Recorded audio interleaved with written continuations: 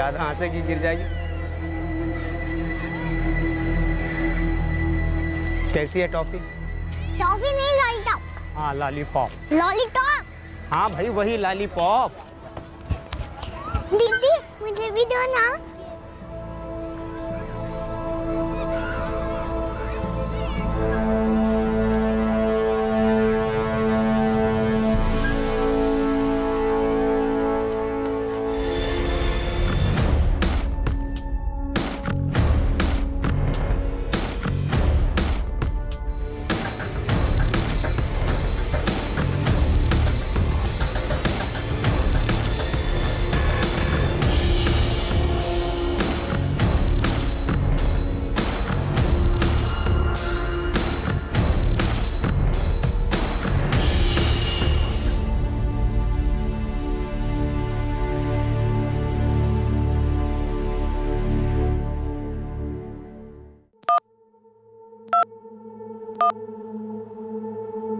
The number you are trying to call is currently switched off. Please try again later. आज 3 तारीख हो गई है। आज के आज तुमने किराया नहीं दिया ना तो मैं डिपॉजिट में से काट लूंगी और देर से पेमेंट का सूद भी काट लूंगी।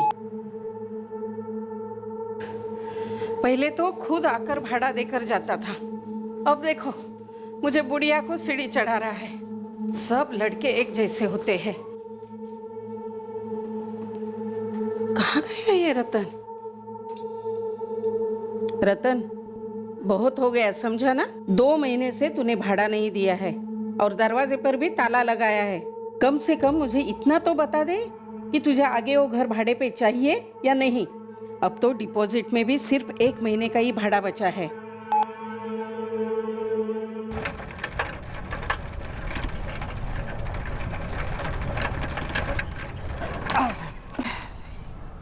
आजी चलायचं का? बाबू अरे रतन खुद का ताला लगा के गया है, मैंने दिया हुआ ताला नहीं है वो। आता जा चाबी वाले को बुला के लेके आ। नहीं है आजी, मेरे को बहुत काम है, मेरे पास टाइम नहीं है बिल्कुल। बाबू जा जल्दी जा, ताला तोड़ने के बाद घर साफ करना है तुझे। ठीक है जाता हूँ। अगर उसे कुछ तकलीफ थी तो बताना चाहिए था ना मुझे। अगर वो पहले से बताता तो मैं तैयार रहती।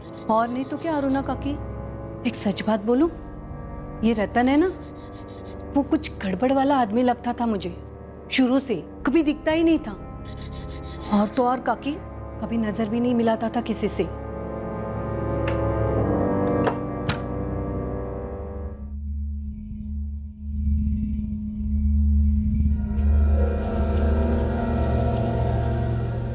आजी लगता है आपका भाड़ोती रतन सच में निकल गया है। देखो ना पूरा घर खाली पड़ा है। हाँ रे। आजी क्या आपको भी बदबू आ रही है? अरे सड़ी हुई मछली का बास आता है ना, वैसे बास आ रहा है।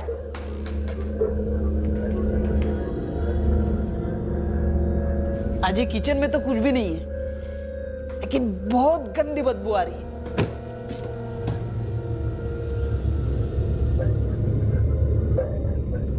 नहीं बाथरूम में भी कुछ भी नहीं है।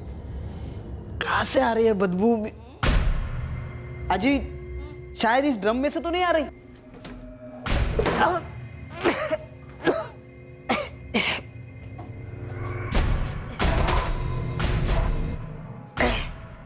अजी अजी इस ड्रम में कुछ तो भी है, बहुत सारे बाल भी है।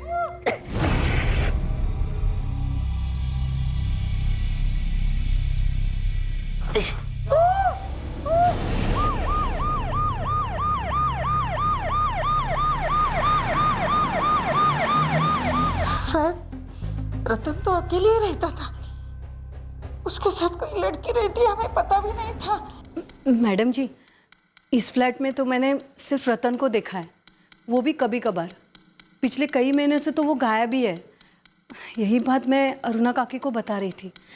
3 महीने से किराया नहीं दिया था, उसका फोन भी बंद है, SMS भेजा तो उसका जवाब भी नहीं। आपने पक्का इस औरत को यहाँ कभी आते जाते नहीं देखा? नहीं साहब, कभी नहीं देखा। अगर वो चुपके से रात को आती थी तो हमें कैसे पता चलेगा?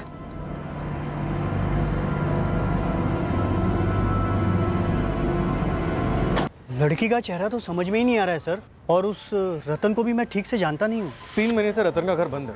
हो सकता है लास्ट 3 महीने से ही घर के अंदर हो। किसी को बदबू नहीं आई? साहब नहीं आए तो क्या कर सकते हैं? तुम रतन को जानते हो? साहब नहीं। नवंबर 2015 में आया ना तो बिल्कुल गाय जैसे था। हर महीने लिफाफे में पैसा डाल के 1 तारीख को लेके आता था। आलतू फालतू बात नहीं, कुछ नहीं, नमस्कार करके चला जाता था। ये 3 महीने से उसे क्या हुआ पता नहीं साहब।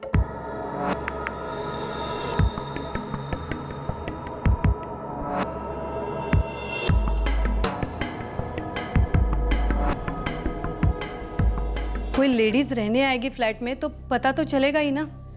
कभी कचरे का डब्बा बाहर रखेगी, कभी मार्केट में कुछ लेने जाएगी, 1-2 बातें तो होगी, नहीं तो घर से कुछ अलग से आवाज आएगी। मालती जी अंदर 3 महीने से इलाज थी और आपको बू तक नहीं आई। हाँ, वही सोच के दिमाग का दही हो रहा है। बाहर बदबू कैसे नहीं आई? ये करता क्या था रतन? उसने कभी कुछ मुझे बताया नहीं और मैंने भी कुछ पूछा नहीं। सर, घर में ऐसी कोई भी चीज़ नहीं है जो इस रतन के बारे में कोई इन्फॉर्मेशन दे सके। अरुणा जी, ये जो बंद नंबर है रतन का, इसके अलावा कोई दूसरा नंबर भी है उसके पास? मेरे पास तो यही 1 नंबर है, लेकिन वो भी 3 महीने से नहीं लग रहा है। कभी बंद आता है, कभी आउट ऑफ रेंज आता है। इसलिए मैं उसको मैसेज भेजती थी, लेकिन उसका भी जवाब नहीं। साहब, कहीं वो अपने गांव तो नहीं चला गया? यूपी साइड का रहने वाला है। एग्रीमेंट पर उसका पता है और फोटो भी है। सब काम मैं पक्का करती हूँ। यही पे तो रखा था, किधर गया? हाँ, ये। आज ही इलेक्ट्रिसिटी बिल है, अग्रीमेंट अलग होता है। हाँ, ढूंढती हूँ। मिला मिला।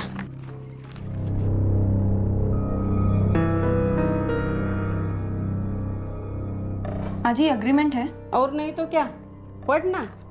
देख, उसमें लिखा है हर महीने की 1 तारीख को 4,000 रुपया भाड़ा देने का, 12,000 रुपया डिपॉजिट लिया है, उसकी फोटो भी ली है और उसका पता भी है, Ghaziabad UP.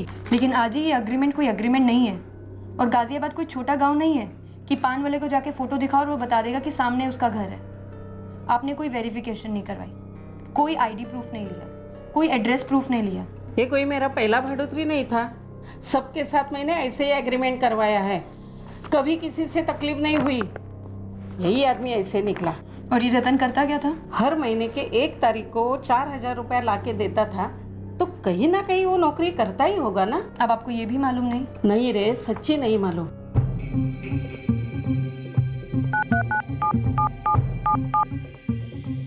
The number you are trying to call is currently switched off. आपके द्वारा डायल किया हुआ नंबर अभी बंद है। The number you have called is currently switched off. Please try again later. Thank you. The number you are trying to call is currently switched off. Sir 3 महीने से number switch on ही नहीं हुआ है। क्यों करेगा? मर्डर जो कर चुका है। सर 3 महीने पहले भी नंबर काफ़ी कम यूज़ हुआ है। नवंबर 2015 में लिया गया था प्रीपेड, और जुलाई 2016 तक सिर्फ 3 नंबर पे इसकी बात हुई, वो भी 1-1 महीने के गैप में। इन तीनों से कांटेक्ट हुआ? नो सर, सारे फ़ोन स्विच ऑफ है। इस रतन मिश्रा की क्या हिस्ट्री है? सर सारे पुलिस स्टेशन ने जवाब दे दिया है, नो हिस्ट्री। हिस्ट्री तो होगी, लेकिन क्रिमिनल रिकॉर्ड्स में एंट्री नहीं होगी। अब होगी। गोखले, ये जो तीनों बंदे हैं जिनसे इसकी बातें हुई हैं, इन तीनों को ढूंढ निकालो। यही हिस्ट्री बयां करेंगे इस रहस्य में रतन मिश्रा की।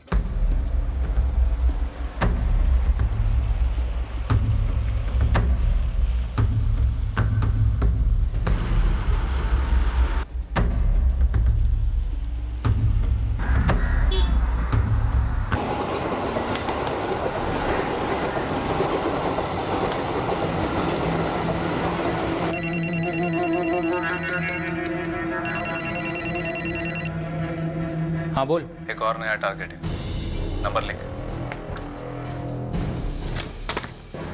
हाँ बोल। हाँ 6 महीने रेंट पर रहा एक हाउसिंग सोसाइटी में, लेकिन किसी को रत्ती भर इंफॉर्मेशन नहीं थी कि वो कौन है, क्या करता है। हम भी क्लूलेस थे इस सस्पेक्टेड मर्डरर के बारे में। और रही बात विक्टिम की, तो जो इंफॉर्मेशन आई उसके बारे में हम सबके होश उड़ गए।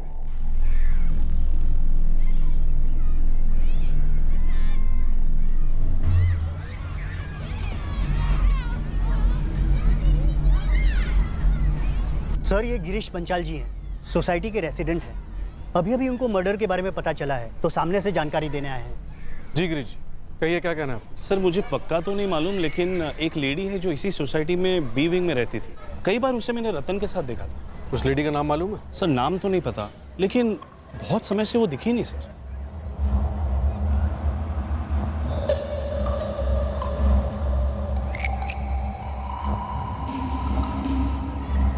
इन दोनों को कई बार मैंने साथ में बात करते हुए देखा था सर। बी विंग में कौन से फ्लैट में रहती थी वो पता है? सर अभी अभी पता चला है, बी विंग में फ्लैट नंबर 301, लेकिन सर उस पे ताला लगा हुआ है।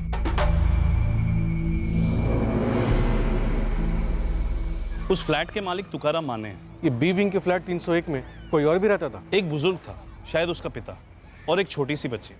उनके पड़ोसियों ने बताया। मकान मालिक तुकाराम माने का नंबर कहाँ से मिलेगा? सर नंबर तो मेरे पास है, लेकिन हमें ये थोड़ी ना पता है जो बॉडी आपको मिली है वो इसी औरत की है। आप मकान मालिक का नंबर दे दीजिए, बाकी सब हम पता कर लेंगे।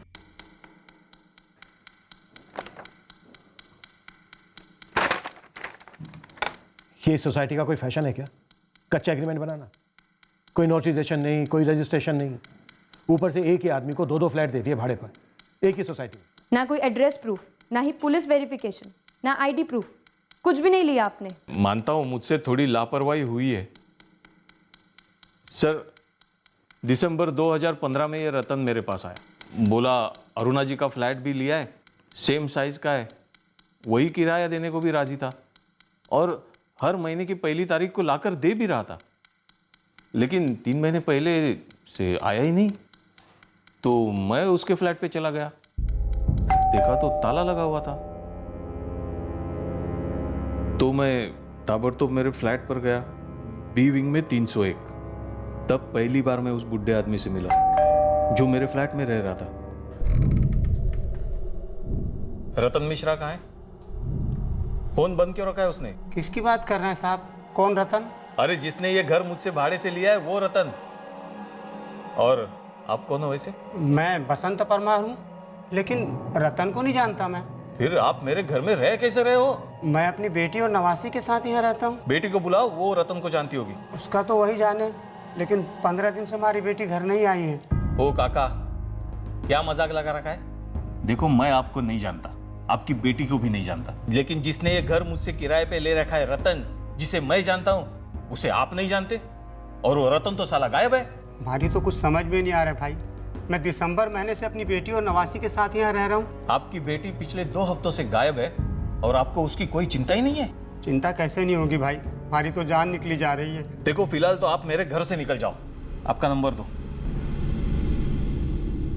सर मैंने वो बसंत परमार का नंबर लिया था, तो दूसरा दिन मैंने उसको फ़ोन किया, तभी वो सामान बांध रहा था और वो फिर अपनी पोती को लेके मेरे फ्लैट से चला गया और फिर मैंने अपना ताला वहाँ लगा दिया।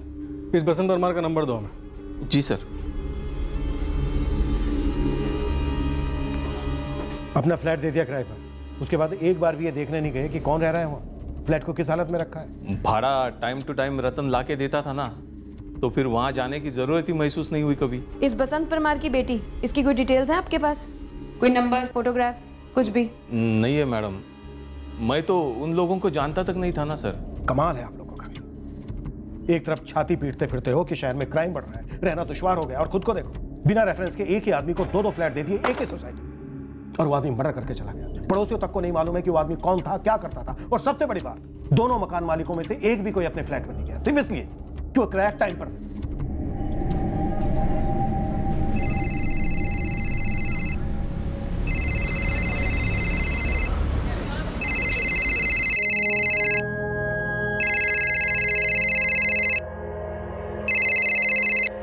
हेलो, बसंत परमार? हाँ जी, बोल रहा हूँ जी। सब इंस्पेक्टर हर्षद गोखले बोल रहा हूँ, उल्लासनगर क्राइम ब्रांच। आपकी बेटी का नाम क्या है? प्रतिमा सोलंकी साहब। उसका पता चला कुछ? वो अभी तक घर नहीं लौटी? नहीं साहब। आप इस वक्त कहाँ हैं? बाड़मेर में। मैंने आपसे कहा था ना साहब कि मैं वापस बाड़मेर लौट रहा हूँ। आप लोगों ने कहा था कि जैसे ही उसका पता चलेगा आप लोग हमें खबर करेंगे। आपने कंप्लेंट लिखवाई थी? हाँ, 12 जून को जब वो काम से लौटी नहीं और उसका फ़ोन बंद आ रहा था, तो मैंने 13 जून को कंप्लेंट लिखवाई थी।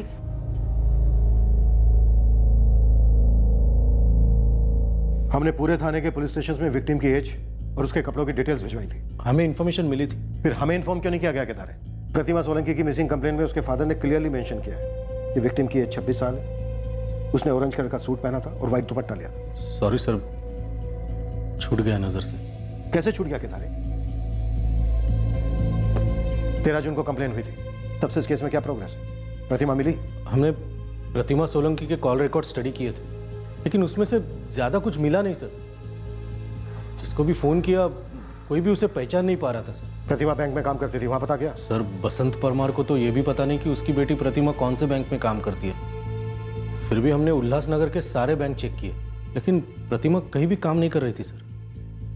इसलिए केस आगे नहीं बढ़ा सर। आगे बढ़ना चाहिए था केदारे। उसी सोसाइटी में हमें एक औरत की डेड बॉडी मिली है, वहां पता करने की कोशिश की कि प्रतिमा जिस फ्लैट में रहती थी उसका मालिक कौन है, रेंट एग्रीमेंट किसके नाम पर बना है। बसंत ने हमें बताया कि 2 हफ्ते वो पुलिस स्टेशन के चक्कर काटते रहे, अपनी बेटी प्रतिमा के बारे में पूछते रहे। सच है ये? जी सर।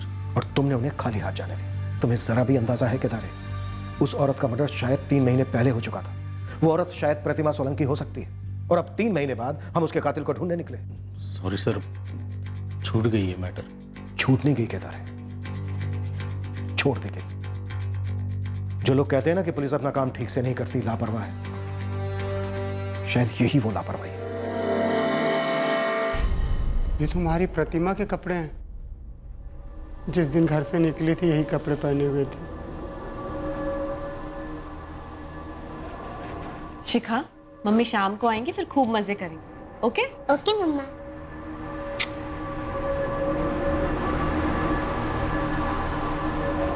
पापा मैं निकलती हूँ। संभल के जाना बेटा।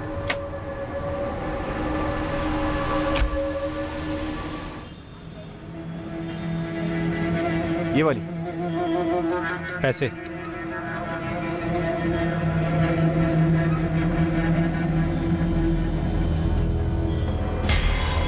हमने इस रतन मिश्रा की फोटोग्राफ गाजियाबाद में जितना हो सके उतना घुमा दिया है, पर बहुत मुश्किल लग रहा है। हमने हिस्ट्री शीटर्स की लिस्ट में भी चेक किया, कुछ नहीं निकला। हो सकता है उसने जानबूझकर एड्रेस में गाजियाबाद लिखा हो। हमने विक्टिम को आइडेंटिफाई कर लिया है, पर रतन मिश्रा पर कोई लीड नहीं है हमारे पास। लेकिन संभावना पूरी है कि रतन ही मुजरिम है। हमारे को पता नहीं साहब ये रतन कौन है। मकान मालिक तुकाराम जी भी इसके बारे में पूछ रहे थे। आप लोग जिस फ्लैट में रह रहे थे वो इस रतन ने भाड़े पर लिया हुआ था, और यही उसका किराया भी दे रहा था। हमारे को मालूम नहीं था ना साहब। देखिए, मैं बाड़मेर राजस्थान का रहने वाला हूँ। वहाँ मैं अपनी नवासी की देखभाल करता था। अक्टूबर 2015 में हमारी बिटिया प्रतिमा मुंबई आई। दिसंबर में हमारे को और बच्ची को बुलवा लिया। मैं सोचता था घर का किराया हमारी बेटी प्रतिमा ही देती है। आपने इस रतन को कभी देखा तक नहीं? देखा था सोसाइटी में आते जाते, लेकिन कभी भनक तक नहीं लगी साहब हमारे को कि ये आदमी हमारे घर का किराया देता है। कैसे भनक लगेगी साहब, आप बताइए। जाहिर है आपकी बेटी इस आदमी को काफी करीब से जानती थी। उसने आपको कभी बताया नहीं? ना साहब, प्रतिमा ने कभी ना बताया। प्रतिभा काम क्या करती थी? कोई बैंक में काम करती थी साहब। बैंक की नौकरी, ये तो बड़ी अच्छी बात है। हाँ पापा, फिलहाल जूनियर क्लर्क हूँ, पर आगे बढ़ने के एग्जाम्स दे सकती हूँ। अगले साल से बोनस, घर के लिए लोन, सब मिलेगा हमें। हम तीनों का भविष्य बहुत अच्छा होने वाला है पापा। और शिखा के लिए तो मैंने एक बहुत अच्छा स्कूल देखा है। इंटरनेशनल स्कूल जाएगी मेरी बच्ची। कौन सा बैंक, कौन सी ब्रांच, कभी कुछ पता नहीं किया? ना साहब, प्रतिमा ने कभी बताया ना। शिखा के पापा? अमित सोलंकी नाम है उसका, बाड़मेर में है। पत्नी यहाँ और पति वहाँ? अलग हो चुके थे ना साहब। 6 साल पहले मैंने शादी कराई थी उनकी, पर जमी नहीं उनकी। बच्ची होने के बाद भी नहीं जमी। प्रतिमा ने उसको छोड़ दिया था साहब। इस अमित सोलंकी का एड्रेस दीजिए।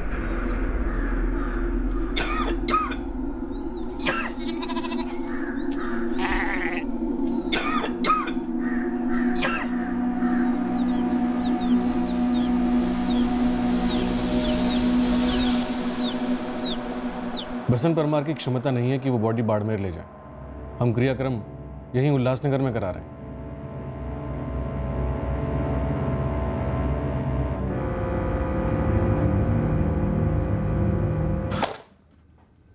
ये सोसाइटी है कि मजाक है? रतन के बारे में किसी को इतना सा मालूम नहीं है। और ये प्रतिमा पता नहीं क्यों अपने बाप से झूठ बोल रही थी। गोखले, ये जो 3 बंदे थे जिनकी रतन से बात हुई थी, क्या फॉलोअप है? सर फ़ोन कंपनी से रिकॉर्ड आज आ जाएंगे, एड्रेस मिलेंगे, उठा लेता हूँ। शांति, तुम बाड़मेर जाने की तैयारी करो। सर फिलहाल केस ब्लाइंड है। हो सकता है इस रतन का सेपरेटेड अमित के साथ कोई ताल्लुक हो। बसंत परमार बता रहे थे कि प्रतिमा ने अमित को छोड़ा। रिलेशनशिप इशू, जेलेसी, कुछ भी रीजन हो सकता है मर्डर का। बारीकी से पूछताछ करो। इस वक्त ना हमारे पास कोई चाबी है ना हैंडल। हमें इस केस में एक हैंडल चाहिए ही चाहिए। रतन मिश्रा और प्रतिमा सोलंकी के नाम पे तूने अब तक सिर्फ अंडा दिया है, अंडा। अगर अपना खिताब बरकरार रखना है तो इन तीनों को बिल में से ढूंढ कर निकाल। माजिद बशीर, नरेश वर्मा और गिरधर पाल। रतन मिश्रा के फोन से सिर्फ और सिर्फ इन तीनों को कॉल्स गए थे। अब तीनों के फोन स्विच ऑफ जा रहे हैं। जो एड्रेस मिला वहां पे भी कोई नहीं। इस बार इन तीनों का भी अंडा बनने दे दूंगा। एक का तो ऑमलेट बनाऊंगा।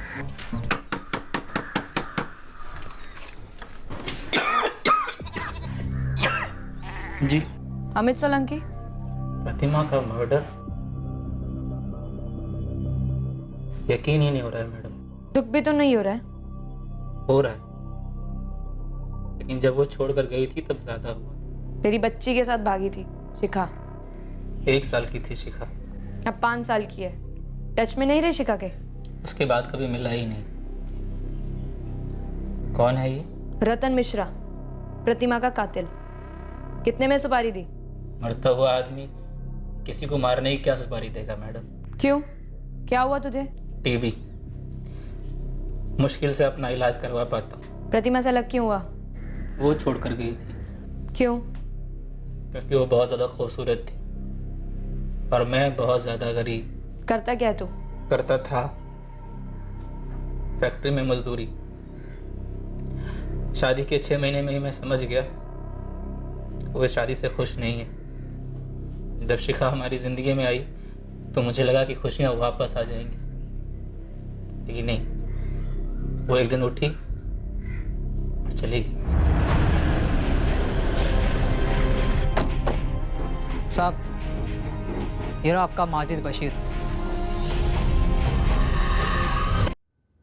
नरेश वर्मा, ये तो बिल्कुल भी मत पूछना कि कौन रतन मिश्रा, क्योंकि 23 अप्रैल 2016 को तेरी रतन से बात हुई थी। गिरधर, तूने फोन बंद किया लेकिन हम तुझ तक पहुंच गए।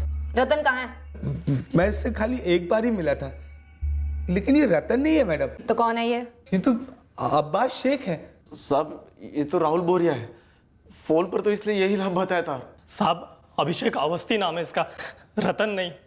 अब्बास बोल रहा हूँ गिरधर, स्टेशन पर मिलना, ईस्ट साइड पर। लाल रंग की शर्ट पहनी है मैंने। माजिद, अभिषेक बोल रहा हूँ। हाँ, माधुरी थिएटर के बाहर मिलना। मैंने ऑरेंज टी शर्ट और नीली टोपी पहनी है। हेलो, राहुल मौर्य बोल रहा हूँ। आधे घंटे में कबीर चौक पहुँच जाओ। सफ़ेद रंग की टी शर्ट पहनी है मैंने। तुम तीनों कान खोल के सुन लो।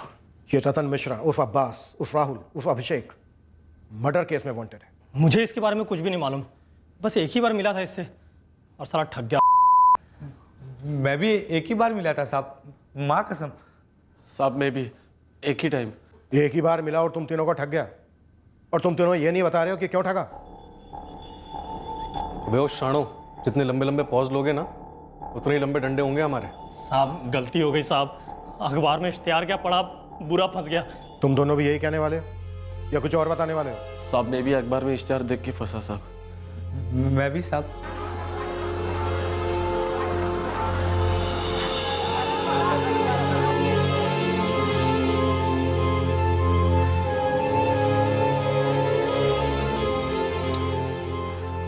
अरे जो बोलो वो चॉइस मिलेगा।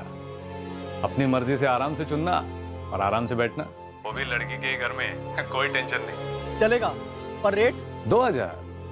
1000 लड़की का और 1000 रजिस्ट्रेशन का। वो पैसा पूरा एडवांस देना पड़ेगा कैश में। उसके बाद हम तुम्हें लड़कियों के फोटो दिखा देंगे। तो मिलना कहाँ होगा? 1 घंटे बाद तुमको फोन आ जाएगा। पैसा रेडी रखना। माजिद, अभिषेक बोल रहा हूँ। हाँ, माधुरी थिएटर के बाहर मिलना। मैंने ऑरेंज टी शर्ट और नीली टोपी पहनी हुई है।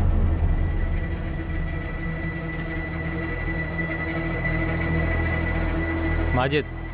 अभिषेक 2000।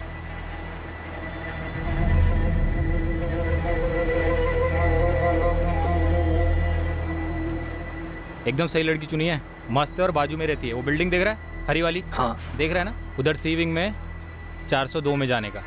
और बोलना अपर्णा से मिलने का है, मैं फ़ोन कर देता हूँ लड़की को। हाँ अपर्णा मेरी जान कैसी है? अरे नहीं रे, हाँ भेज रहा हूँ ना। माजिद ना? हाँ हाँ माजिद नाम है, दिखता भी मस्त है। हाँ 1 घंटे का पेमेंट दिया उसने, खुश कर दे मेरी जान। हाँ चल भेज रहा हूँ। हाँ चल जा जा जा जा। वहाँ कोई सिक्योरिटी वॉचमैन? अरे सिक्योरिटी है ही नहीं उधर। और सुन, कोई कुछ बोलेगा बिंदास बोलने का, काम से आया हूँ। हाँ जा।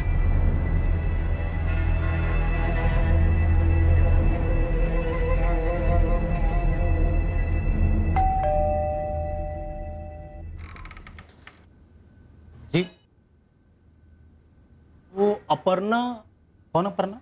अभिषेक ने भेजा था। भाई तुम गलत पते पर आ गए हो, यहाँ कोई अपर्णा नहीं है। फ्लैट नंबर 402 यही है ना? मेरे फ्लैट का नंबर तुम मुझे बता रहे हो? लेकिन अभिषेक ने तो यही फ्लैट नंबर बताया था, पैसे भी पूरे दिए हैं मैंने। कौन अभिषेक बे? कैसे पैसे बे? वो मसाज के लिए आया हूँ मैं। सब मेरे साथ भी सेम टू सेम हुआ साहब। सारस नगर के एक कॉलोनी में भेजा था मुझे। मैंने रुखसाना के लिए पूछा तो थप्पड़ पड़ा साहब। गिरधर, तूने किसके लिए पूछा था और कहाँ? कालकी पाड़ा में डॉली। फिर थप्पड़? साहब आप वो इश्तिहार वाले नंबर पे फ़ोन कीजिए ना, मैं करता हूँ तो बंद आता है। इस लड़की का भी फोटो दिखाया था? नहीं। इश्तिहार कौन से अखबार में पढ़ा था? कोई तो हिंदी अखबार था साहब। अबे अखबार का नाम भी होता है? लगभग हर रोज क्लासिफाइड में आता है ये एडवर्टाइजमेंट। सर परसों के एडिशन में भी था। कल में भी है, बस हर रोज नंबर चेंज होता है। कैसे कैसे धंधे सोचते हैं लोग ठगने के लिए, वो भी फुल प्रूफ, नंबर बदल बदल कर। चलो इन ठगों को इन्हीं की चाल में फंसाते हैं।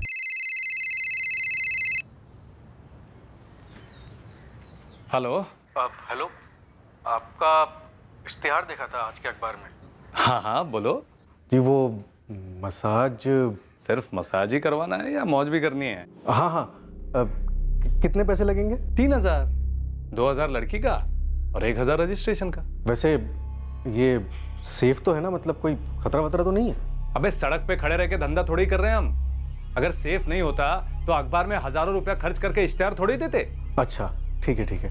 अब जगह कौन सी होगी, मतलब आपका कोई होटल वोटल जैसा कुछ? नहीं नहीं, लड़की के घर पे होगा। फोन ऑफ मत करना, 10 मिनट में तुमको फोन आ जाएगा।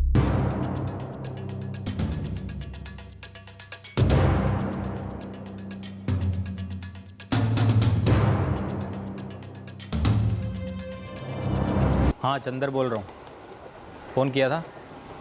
लड़की मांगती है ना? जी हाँ किया था। हाँ तो निर्मल नगर मालूम है? हाँ बिल्कुल मालूम है। हाँ वहाँ 332 का बस स्टॉप है, उससे 100 मीटर दूर खड़े हो जाना। मैं 20 मिनट में पहुँच रहा हूँ। और सफ़ेद टोपी और गॉगल लगाया हुआ मैंने। ठीक है चंदर, मैं 20 मिनट में वहाँ पे पहुँच जाऊँगा। अच्छा नाम क्या बताया तुम्हारा? ललित।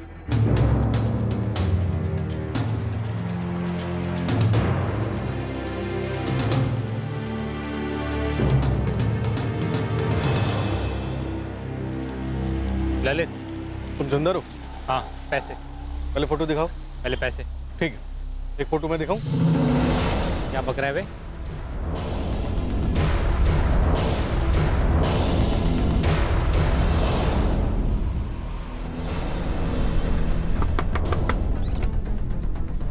मिलन जोशी तू है? हो आप?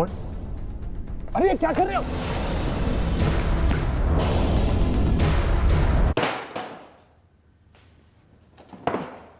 तो इंट्रोडक्शन हो जाए। नो नकली नाम प्लीज। ये कह रहा है कि ये विजय सिंह है। मिलिंद जोशी, तेरा भी कोई असली नाम है? मेरा असली नाम मिलिंद जोशी ही है, लेकिन इसका असली नाम किशोर है, किशोर परदेशी। इसका असली नाम प्रतिमा सोलंकी है और इसका असल में मर्डर। ये तुझे जानती थी, किस नाम से जानती थी और इसका मर्डर करने की खास वजह क्या थी? थम्बा साहब, मैं कबूल करता हूँ कि मैं इसके साथ मिलकर लोगों को ठगता हूँ, लेकिन इस लड़की का फोटो हमने कभी इस्तेमाल नहीं किया। मैं तो इसको जानता तक नहीं हूँ साहब। ये मर्डर से मेरा कोई वास्ता नहीं है साहब। हाँ आई शपथ सकते हो साहब। चल इसकी बक दिया इसने। अब तेरी बारी है किशोर उर्फ 1 दर्जन नकली नाम। सर प्रतिमा भी हमारा इश्तिहार देख के आई थी, फोन किया था उसने मिलिंद को। ओ फोन किया था, लेकिन साहब मेरे को नहीं मालूम था इन दोनों का कुछ चक्कर चल रहा है। हेलो। हेलो, मैंने आपका ऐड देखा पेपर में। हाँ तो मुझे इंटरेस्ट है, कुछ डिटेल्स बताएंगे, रेट वगैरह? मैडम ये मसाज सर्विस सिर्फ जेंट्स के लिए है। मुझे पढ़ना आता है, साफ लिखा है आप लड़कियों से मसाज करवाने की सर्विस देते हैं। हाँ तो आपको लड़की ही चाहिए। हैं? लड़की को लड़की चाहिए? अबे वो मिलिंद, ये औरत कहीं हमको तो नहीं ठगने वाली? किशोर, हमको ठगने वाली औरत अभी पैदा नहीं हुई है। तो एक काम कर, तो इस औरत से मिल, पैसे ले, एड्रेस दे और निकल।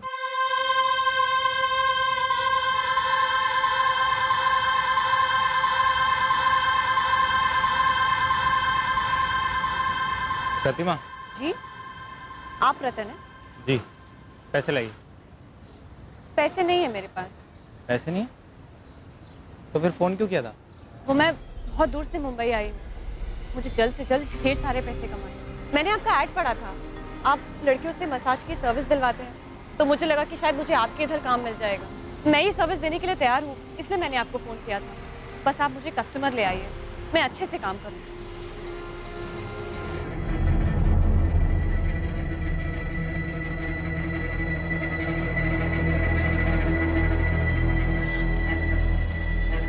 लेकिन फोन पर तो उस दूसरे आदमी ने कहा था कि 1000 रजिस्ट्रेशन के और 2000 लड़की के।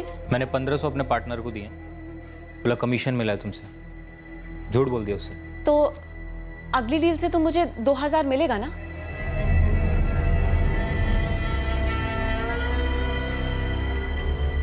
कोई नहीं, चलेगा मुझे। मैं 1500 में करने के लिए तैयार हूं, 1000 में भी कर लूंगी। बाड़मेर में मेरी एक छोटी सी बेटी है, एक बूढ़ा बाप है। देखो, मैं दिन में 1 से ज्यादा कस्टमर को भी सर्विस देने के लिए तैयार हूं। हम कस्टमर्स को सर्विस देते ही नहीं, हम ठगते हैं उन्हें।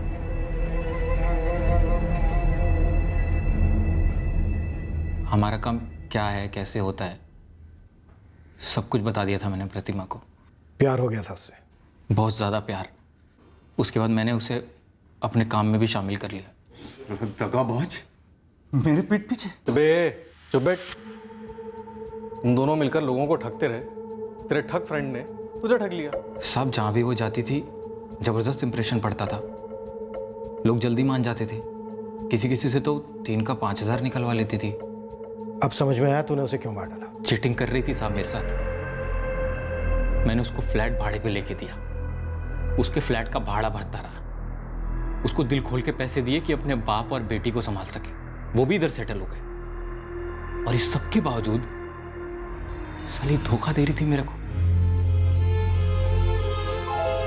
मुकेश। हाँ। शालिनी, चले?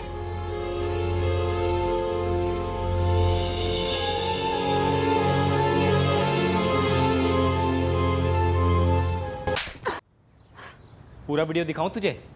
दिखाऊं ऑडियो के साथ? साली। रुक रुक, तेरे काम में कोई लापरवाही की मैंने? नहीं। कोई बेईमानी की? नहीं की। ईमानदारी से पूरा का पूरा ठगी का पैसा तेरे हाथ में ला कर देती थी। बदले में तू जो भी कमीशन देता था ले लेती थी, जो भी कहता था करती थी। उसके बाद अगर ऊपर से मैं थोड़ा सा कमा लेती हूँ तो उसमें तेरा क्या बिगड़ता है? अरे एक छोटी बच्ची है मेरी, उसका एडमिशन करवाना है एक स्कूल में, समझा कर यार। अरे तेरी बच्ची मेरी बच्ची, कितनी बार बोला है मैंने तुझे? दर्जन बार तो शादी के लिए पूछ चुका हूं यार। तू 2 दर्जन बार भी पूछेगा ना तो मेरा जवाब ना ही होगा, समझा? कितनी एहसान फरामोश है रे तू, हैं? यही कारण है कि मुझे शादी नहीं करनी। एक बार शादी करके पछता रही हूं, दोबारा उसी आग में क्यों कूदूं मैं? रतन, माना मैंने, तूने मेरी बहुत मदद की है, लेकिन बदले में मैं भी तो करती हूं ना कुछ तेरे लिए। तूने मुझे सोने के लिए कहा, मैं मान गई, तेरे साथ सोई मैं, लेकिन अब तू मुझे अपने साथ शादी के लिए फोर्स नहीं कर सकता। अरे तू समझ क्यों नहीं रही है यार? मैं तुझसे शादी करके रानी बना के रखूंगा तुझे। हट यार, ये रानी वानी नहीं बनना मुझे। ये सब फिल्मों में और किताबों में अच्छा लगता है। मेरी एक बच्ची है छोटी सी, जो मैं नहीं चाहती थी, लेकिन अब इस जिंदगी में आ गई है ना, तो उसकी देखभाल मेरी जिम्मेदारी है।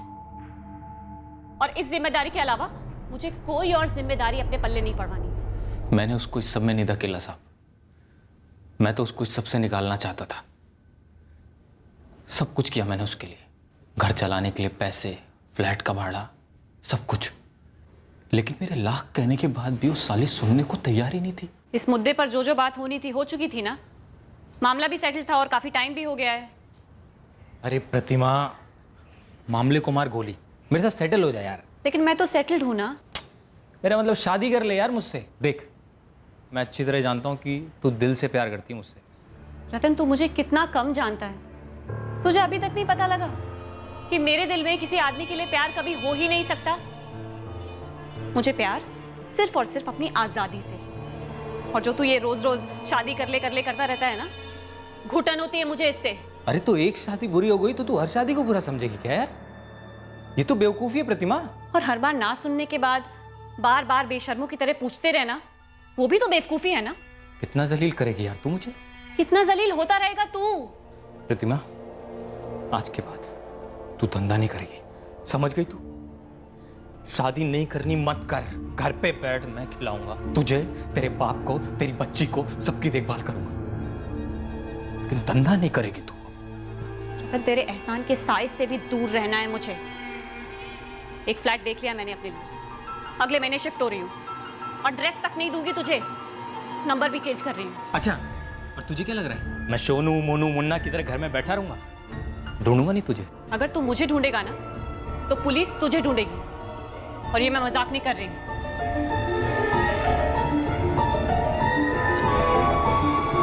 ये था तेरा जबरदस्त प्यार, जिसका तूने खुद अपने हाथों से गला घोट दिया और फिर से ठगना शुरू कर दिया, जैसे इससे पहले कभी कुछ हुआ ही नहीं है। मैंने कुछ नहीं किया साहब, मैं सिर्फ लोगों को ठगता हूँ साहब।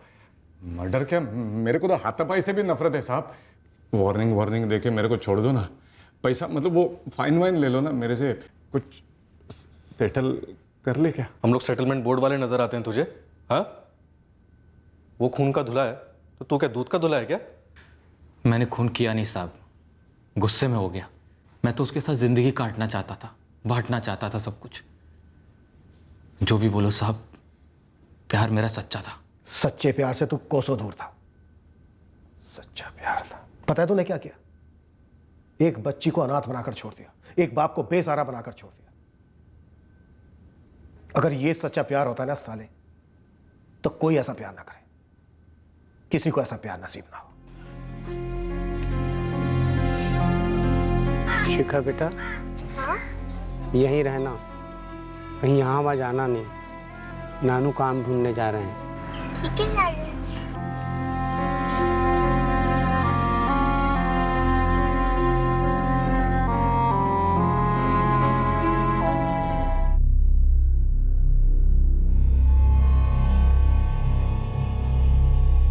और वो मिलिंद जोशी, वो फ्रॉड और ड्यूपिंग के चार्जेस में अरेस्ट नहीं हुआ?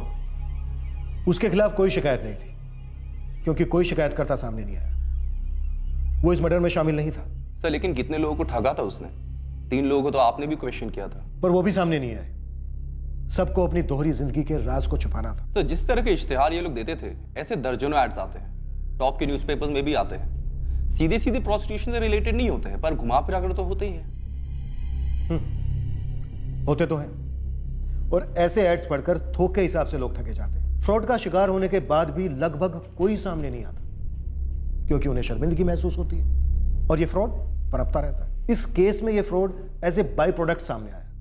ये केस तो एक क्राइम ऑफ पैशन था, जहां एक आदमी एक औरत के इंडिपेंडेंट फैसले को कबूल नहीं कर पाया। उस औरत ने कौन सा व्यवसाय चुना, अपने कौन से सपनों को पूरा करना चाहा, यह उसका फैसला था, उसका हक था, उसकी आजादी थी। हमें हर इंसान के अधिकारों का आदर करना सीखना चाहिए। इंसान को अपनी जिंदगी अपनी मर्जी से बयां करने की फ्रीडम होनी ही चाहिए। इनायत से जीना और लोगों को जीने देना, इसमें ही सबसे बड़ी समझदारी है और खूबसूरती भी।